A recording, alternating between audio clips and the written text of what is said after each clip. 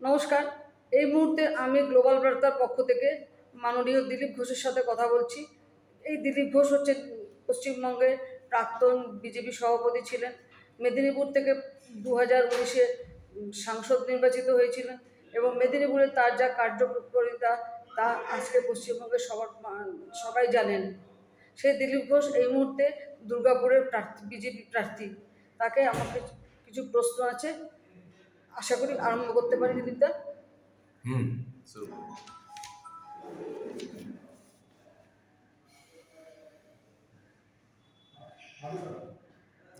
মেদিনীপুরে 2019 সালের সাংসদ দিলীপবাবু যে সুসংগঠন তৈরি করেছিলেন, শক্তিশালী বিজেপিকে তৈরি করেছিলেন, দীর্ঘ 5 বছরের লালন পালন করে আজকের দুর্গাপুরের মাটিতে এসে তার পক্ষে আবার সংগঠন তৈরি করে যেটা কতটা সম্ভব বলে মনে করে? শুধু মেদিনীপুর নয়, সারা পশ্চিমবঙ্গে আমি সংগঠনে ছুটে বেরিয়েছি আর করেছি। তার ফলে সারা পশ্চিমবঙ্গে আমরা জিতেছি, উত্তর থেকে দক্ষিণ।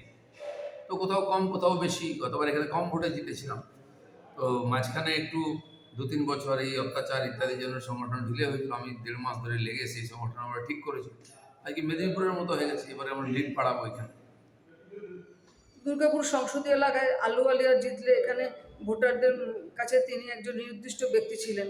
এইরকম একটা জায়গায় এসে আপনার পক্ষে লড়াটা কতটা কঠিন হচ্ছে মনে শত্রুঘ্ন করেন? সিনহা কি আসানসোলে লোকের সামনে ছিলেন?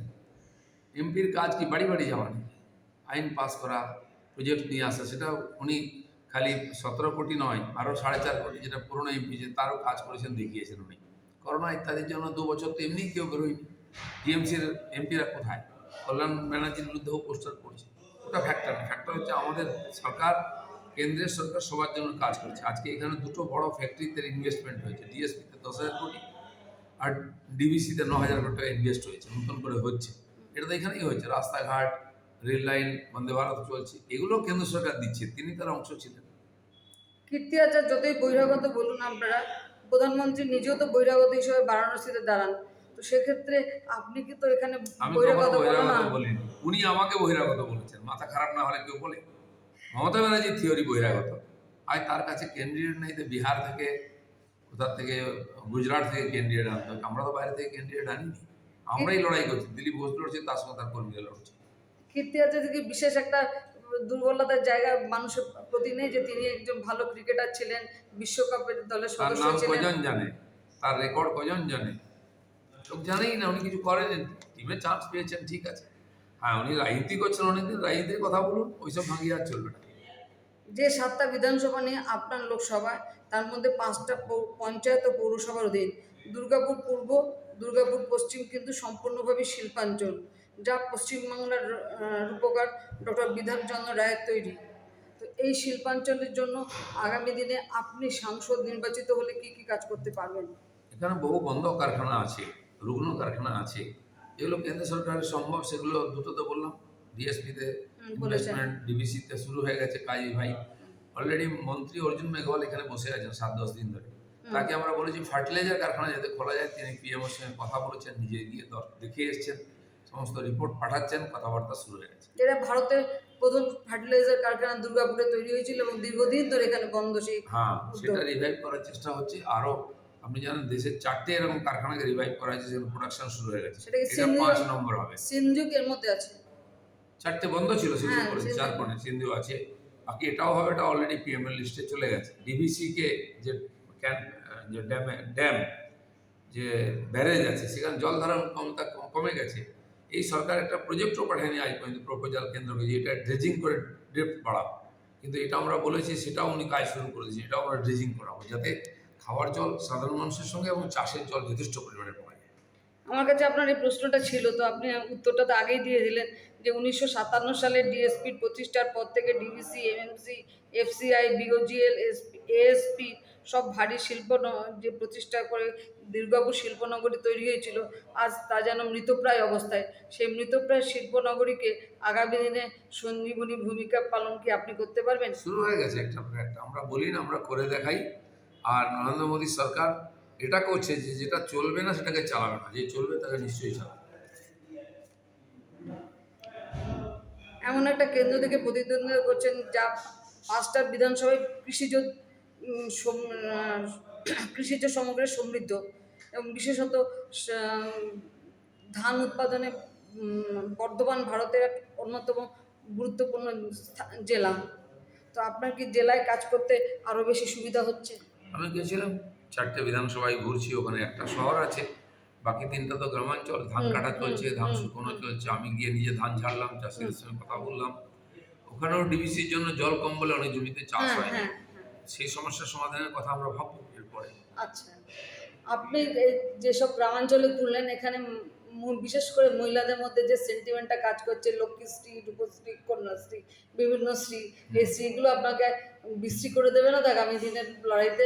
বেটি বাঁচাও বেটি পড়াও স্লোগান দিয়েছেন মোদিজি, এবং মুসলিম মহিলাদের 3 তালাক সরিয়েছেন, এবং মেয়েদের পড়াশোনা থেকে তার বিয়ে পরিচয় যা সুযোগ সেটা দিচ্ছেন। মমতা ব্যানার্জি ঘুষ দিচ্ছেন 500 টাকা, কী লাভ হয় 500 টাকায়?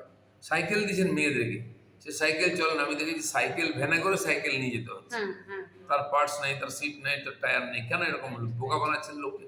সেটা ওজন ধরে বিক্রি হচ্ছে, আর বাংলাদেশে পাচার হয়ে যাচ্ছে। হ্যাঁ। এই ধরনের খালি নির্বাচনী পার হওয়ার জন্য 2 নম্বরী জিনিস দিয়ে লোককে বোকা বানানো অনেকবার ঠকেছে মানুষ, আর নয়। তারপরে মহিলাদের সঙ্গে যা ব্যবহার হচ্ছে, সন্দেশখালি থেকে লেগে সিতাই পর্যন্ত, সেটাও চোখের সামনে আছে। সব রেশন চুরি, চাকরি চুরি সব হয়েছে, দেখছিল দিদিদা, আপনাকে একটু বিতর্কিত একটু প্রশ্ন করতে চাই, রাখবেন না আশা করি। দিলীপ ঘোষ মানে অনেকে বলেন কুকথা, দিলীপ ঘোষ মানে অনেকে বলেন বিচ্ছিরিভাবে কটূক্তি, আক্রমণ, এগুলো। দিলীপ ঘোষ মানে বিতর্ক। এই বিতর্কিত দিলীপ ঘোষের থেকে আমরা কি একজন স্বচ্ছ সাদা মানুষকে দেখতে পাই না, যার দিলীপ মধ্যে ঘোষ কোনো- সবসময় স্বচ্ছ আছে, সরল আছে, কেউ আমাকে কমপ্লেন করতে পারবে না।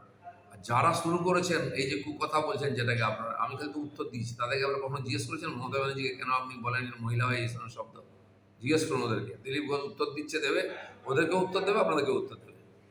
আজকে অমিতজির সাথে আপনার সভা আছে, আশা করি এই সভা আপনাকে নিশ্চয়ই মনোবল দেবে এবং এই কদিনে ভোট কদিনে চায় পে চর্চা দুর্গাপুরে আপনার কীভাবে চলছে? আমি চা চর্চাও শুরু করেছি, সকাল 6টা থেকে শুরু করি, বাড়ি বাড়ি সভা করছি। বেশিরভাগ গ্রামে পৌঁছে গেছি, কোনো এমপি গ্রামে যায় না, পঞ্চায়েত ব্লক অব্দি যায়। আর বড় সভা বলতে মাননীয় প্রধানমন্ত্রীর সভা হয়ে গেছে ব্যাপক বর্ধমানেতে, মাননীয় গৃহমন্ত্রীর সভা বর্ধমান দুর্গাপুরে হচ্ছে। আমরা বেশি সভা করব না। আমি তো নিজের লোকের বাড়িতে যাচ্ছি, লোকগুলো আপনাকে দেখতে চাই, টিভিতে দেখি, আমি লোকের সামনে যাচ্ছি, বাজারে হাটে দোকানে। আমাদের বিরোধী নেতা আসছেন, শুভেন্দুবাবুর 7 তারিখ 2টো সভা আছে, ভাতার আর এখানে বুদবুদেতে। আমাদের রাজ্য সভাপতি আসছেন, তিনি রোড শোতে থাকবেন আমার সঙ্গে। লকেট চ্যাটার্জি আসছেন, মিঠুন চক্রবর্তী একটা রোড শো করে গেছেন মন্তেশ্বরে। তো এইভাবে জনসম্পর্কের মাধ্যমে আমরা প্রচার করছি, বড় বড় সভা করে। আর লোকে ভাষণ শুনতে যায় না, লোক কাজ দেখতে চায়, প্রার্থীকে দেখতে চায়, সেইটাই আমরা করছি। একটা ছোট্ট প্রশ্ন করে আপনাকে শেষ করছি। আমি এখানে কিছু জায়গায় ঘুরেছি, সেখানে তাদের একটা কথা আছে যে তৃণমূল বা বামফ্রন্ট তারা তাদের অলরেডি প্রার্থী পাঠাচ্ছে, তাদের প্রতিনিধি পাঠাচ্ছে, কিন্তু এখন পর্যন্ত বিজেপি কোনো প্রতিনিধি শিল্পনগরী, বিশেষ করে দুর্গাপুর শিল্পাঞ্চল, ইস্পাত শিল্পাঞ্চল, এসব জায়গায় যায়নি। এই আমি তো জায়গায় নিজে ঘুরছি, কে গেছে? ওদের প্রার্থী গেছে, কোটা জায়গায় গেছে। এখানে উচ্ছেদ হয়েছে, কাল এখানে আমি সভা করে এসেছি। সেজন্য যারা বন্ধ করেছে এই ফ্যাক্টরি, তারা গিয়ে লোককে ভুল বোঝাচ্ছে। আমরা তো বন্ধ করিনি, আমরা চালু করছি আর চালু করবো।